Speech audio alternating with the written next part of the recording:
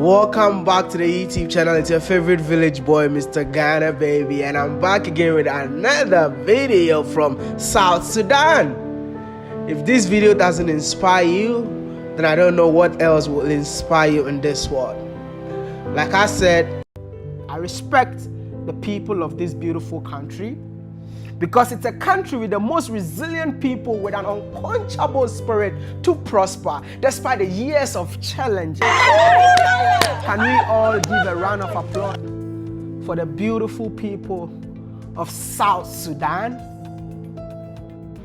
Don't forget to like this video, subscribe and be part of this awesome channel, and sit back, grab a chilled water and come and be inspired. I mean, this is a country that has been through a lot, but the people from here never gave up on this country. Some left, but they are coming back to make South Sudan home again. They're not just coming to make it home again, they're also adding value on what they learned in a different country to help develop their motherland. I'm here at Cornerstone Computer Training Center. This is the guy who left the country and decided to come back and be part of the change that they are all looking for in this beautiful country. And I know he's definitely going to share a lot with us. My brother, how are you doing? I'm doing well. Good to see you. Good to see you too. My name is Wode. Well, I had to be a lot, really. Oh, really? Yes. From Ghana, yes. you know that? Yes, yes. Wow.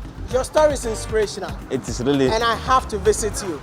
Thank I can't you. leave this country without sharing your story. Thank you, Maya. Thank They you. don't know you. What is your name and where are you from? My name is Joseph Lomolo and I'm from South Sudan. From South Sudan? Yes. Were you born in South Sudan? Yes. I was born in South Were you raised Sudan. in South Sudan? Yes. You're born and raised here? I was born in South Sudan, and then at the age of about 15 there, then I left the country. Yes. Why would you leave your own country? I left the country due to the crisis that affect the country. Wow. Yes. So that's why you left? Yes. And where did you go?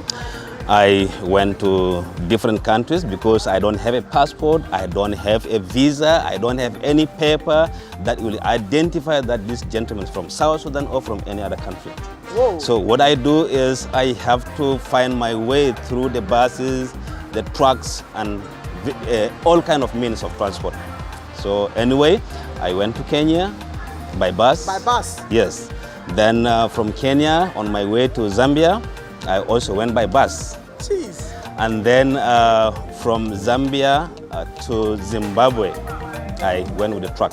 There are those truck, Which kind of heavy trucks that takes goods. So I have to negotiate with the driver and tell him the truth that, my friend, I came from South Sudan and I'm desperate, I need help. So at the end, they will help me.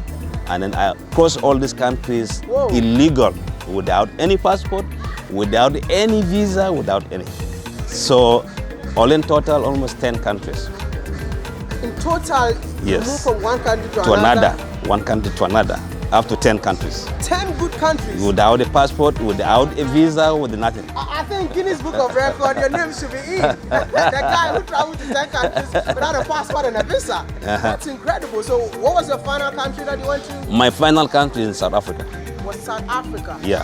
Whoa. Where in South Africa? In Cape Town. Cape Town. Yes. So what were you doing in South Africa?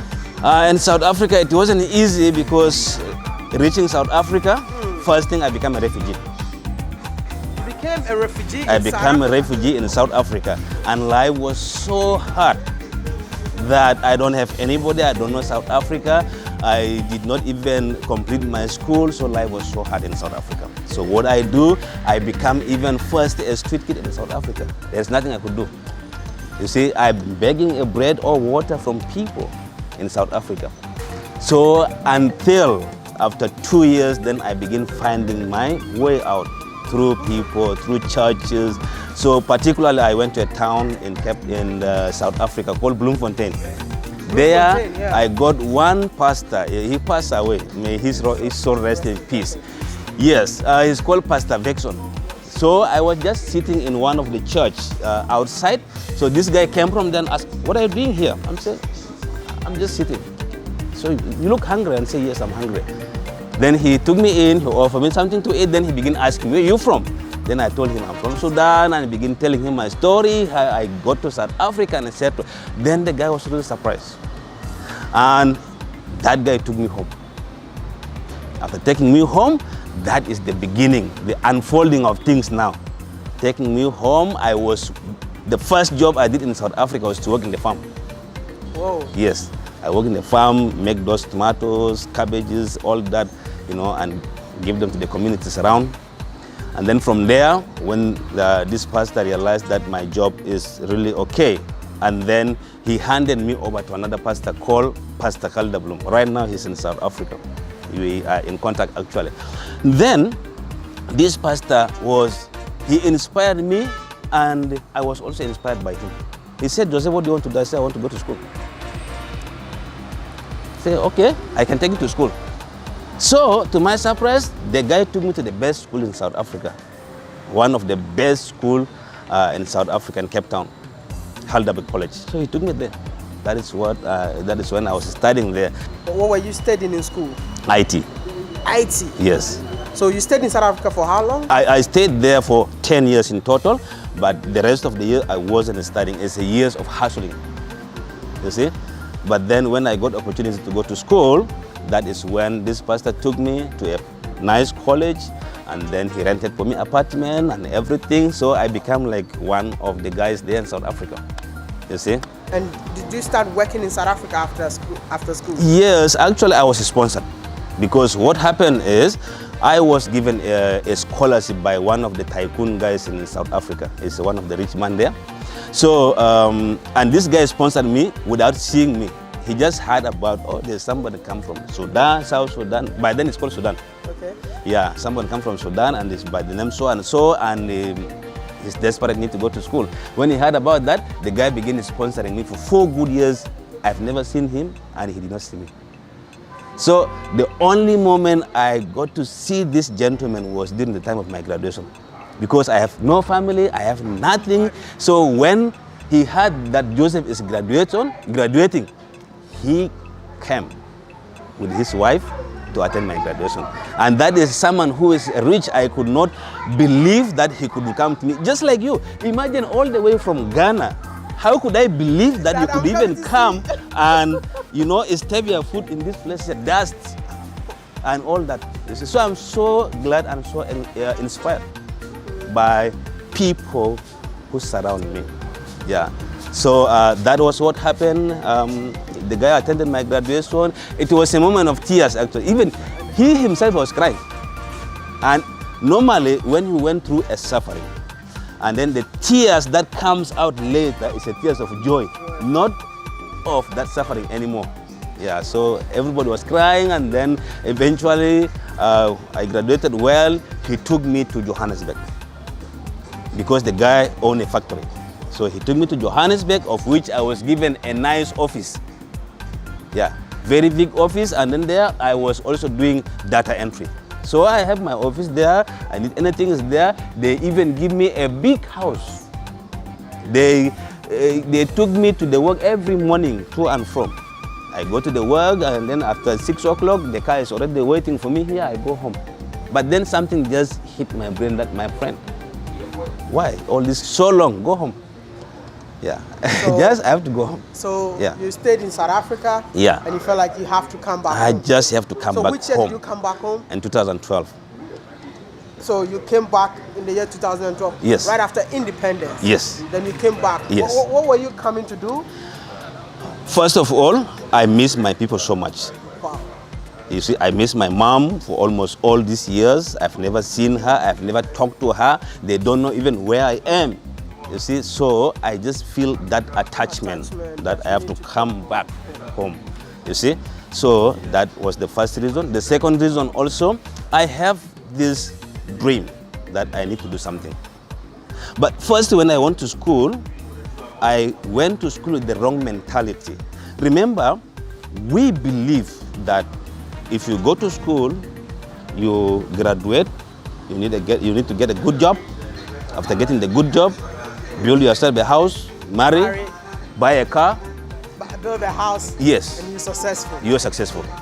So when I graduated, I still have that mentality in mind, though there is something that inspired me to do something. I still maintain that job is number one. Job is number one. So I decided to come to South Sudan, reaching here in 2012. That mentality is still there. And then wrong people around me also surround me. Did you really go to school? Imagine all these years of being there. People are coming from America, from where, buy big cars, build, but you come from South Africa, nothing. And do you really have papers? You are not getting a job. So it got me frustrated. I apply, almost 10,000 applications, no reply, no what? In this country? In this country. Then I say, okay, so what do I do? And people already begin laughing at me. Look at this. I think he did not go to school. You see, so I become like a laughing stock around. So another ideas come. Why can't we go back to South Africa? After all, the office is even waiting for you there. It's just a matter of call. Your ticket is ready and you are back. And then another idea said, no, just remain. So one day, because I don't have resources, I don't have money, I just graduated. So I said, okay, one day something inspired me. I said, Joseph, you have the skill. What are you waiting for? What are you waiting for exactly? So I have one laptop that I was using at school. So that one laptop, I decided to use it for training. And then I was sleeping in the place of Zinca, what do you call it? I don't know what do you call those buildings that are structured, built with iron sheet. In Ghana, I don't know what do you call it. Yeah. So I have this kind of room nearby the roadside like this. So what happened, my idea come, no office, no table, no good chair, nothing. So, but I need to train somebody. So what I do, I have my mattress, no bed. So I just have my bed sit there, maybe 2 pairs of shoes, 3 pairs of trousers, that is it. So I say, what else from here? I converted my room to an office. So what I do, at night I sleep, 5 o'clock I'm up. I fold my mattress very well, fold my everything, all put in the bag behind the house. Okay? And then in the morning, clean, yeah, in the office nicely, put my small table there, and then with all those, I'm still using them even, those kind of chairs. I did not want to buy a fancy one, just use the same one. You see, because it is not the chair, but it is what comes out from my mind. So I put that small chair there and everything with one computer. And then what happened, the surprise is that I put a big banner, Cornerstone Computer Training Center, one computer, and it's my personal. So people came and, oh, this is a Cornerstone Computer Training Center. Yes. Where's the classroom? I say, are you? Yes. Are you asking for classroom or you want to be trained? I say, okay, yes, you want to be trained. Okay, how many computers do you have? I say, do you want to be trained by how many computers? With the 2 or 3 or 4? This one computer is enough for you. Yeah. So slowly I started with that. I trained one person, trained him very well. He was inspired. He brought the brother. From there, the brother brought another one.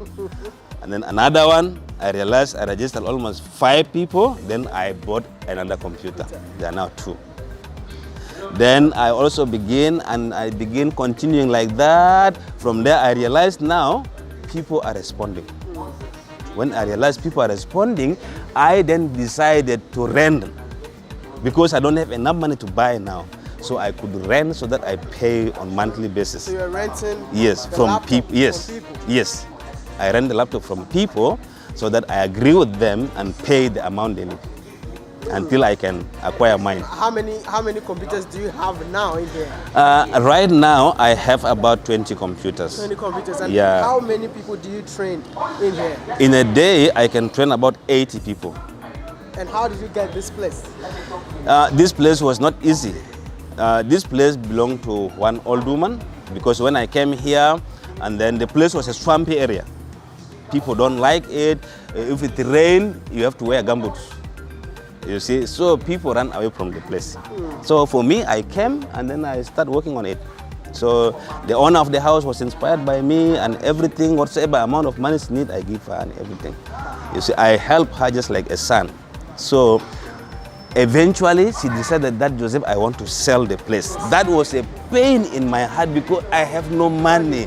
I came in 2012, June.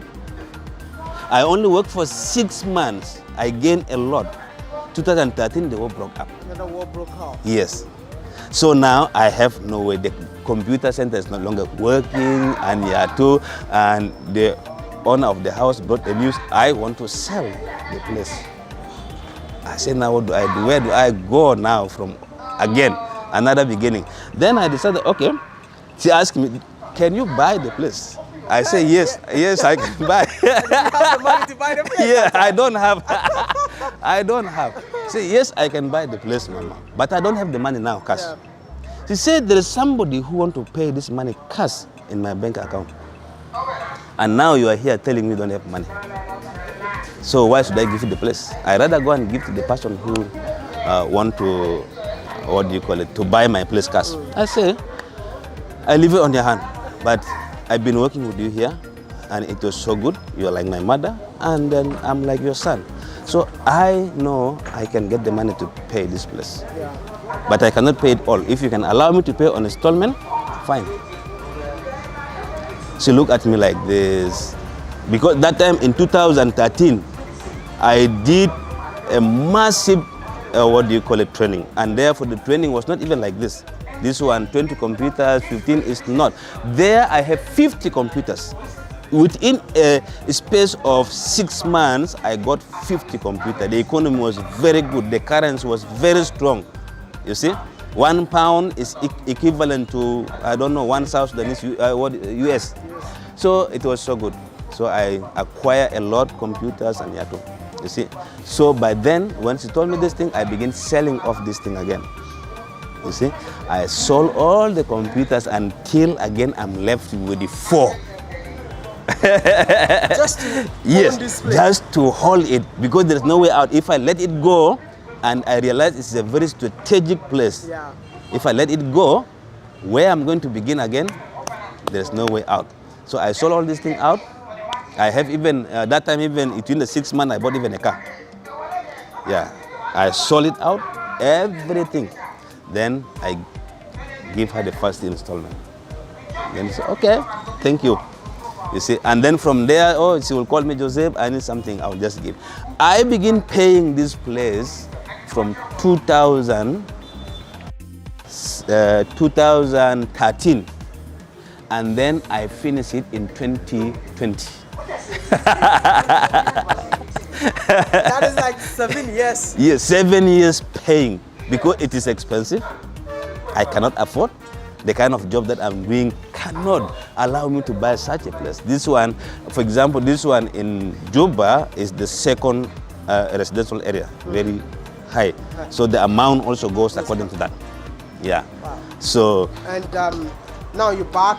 Will you say it's worth it to move back to Juba? Is it worth it? Yes, it is really worth it to be in Juba. And not only Juba, in entire South Sudan. I think few days ago I was in Yei. Yei, they consider it the most dangerous area, but I was there. Yeah. So coming back to Juba or to South Sudan is a good idea. And do you think there are more opportunities that more people can come and explore? Yes, there are very many opportunities. Actually, if I can say, they call us a new nation, isn't it? Yeah, newest country. So the new, you know what it means. Exactly. Something that is still new. Oh, okay. So we are still a brand new nation with all the resources intact, not touched. That is why all eyes there in South Sudan. So you as South Sudanese, you want to stay outside there, fine, but here is the land of opportunity.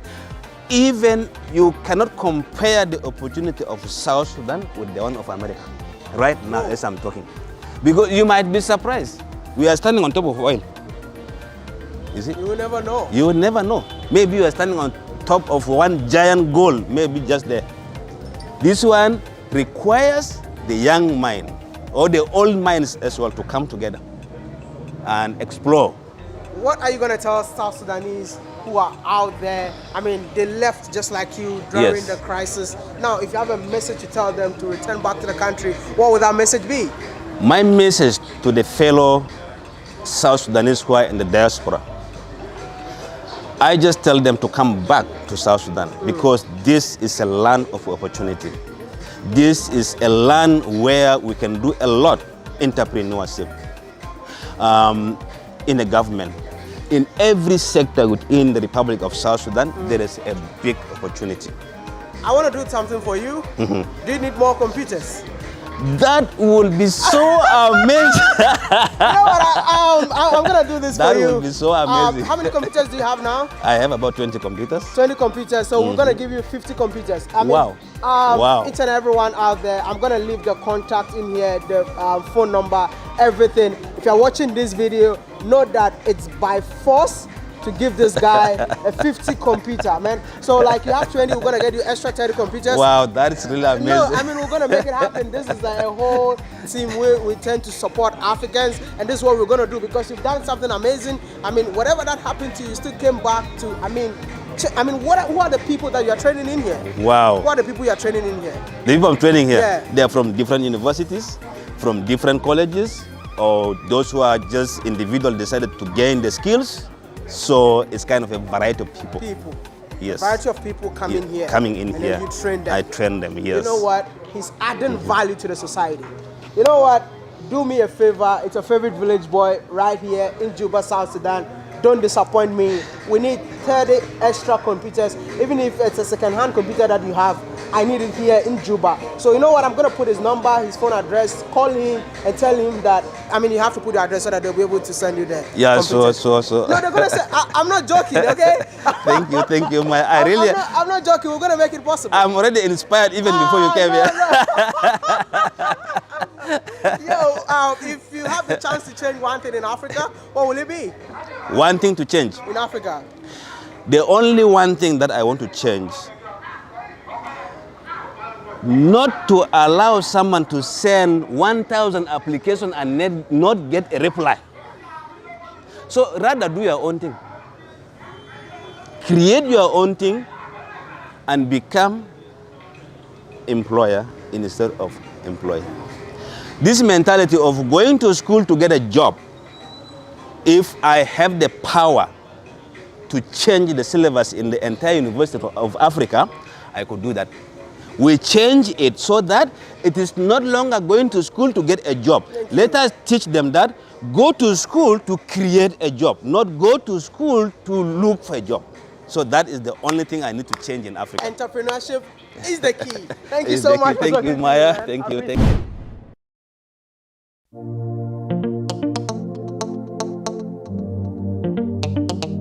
Hey, yeah.